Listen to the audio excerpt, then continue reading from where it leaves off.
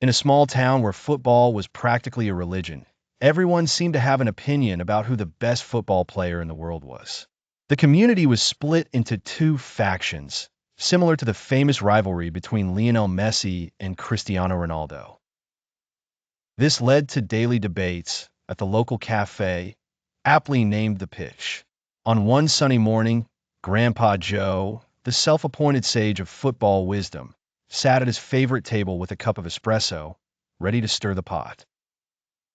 "I'll tell you, the greatest player ain't Messi or Ronaldo," he announced, causing the usual football fanatics, including Bob and Tom, to lean in closer.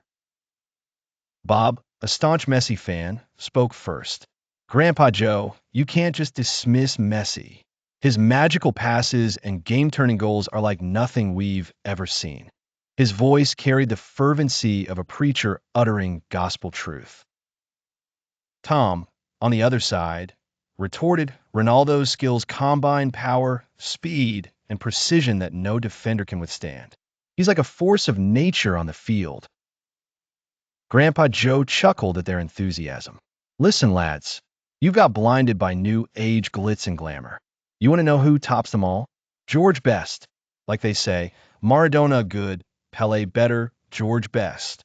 And off the field, boy, was he something else too." He winked, knowingly.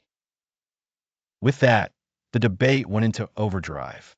Each patron of the pitch argued passionately for their chosen hero. Yet, despite the heat of debate, there was an unspoken agreement.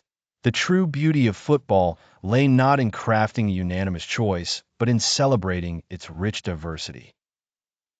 As the discussion simmered down, Sara, the young barista who wasn't particularly into football, served the patrons with a smile. "Why not just enjoy the game, whichever player you love? After all, they all make us skip a beat when they play." And with her closing words, everyone nodded. For as much as they argued, it was the shared love for the game that kept them coming back. Thus, while the world may still argue about the greatest footballer, at the pitch, common ground was found not in agreement, but in the excitement that only football could bring. And that, in itself, was worth more than any player, past or present.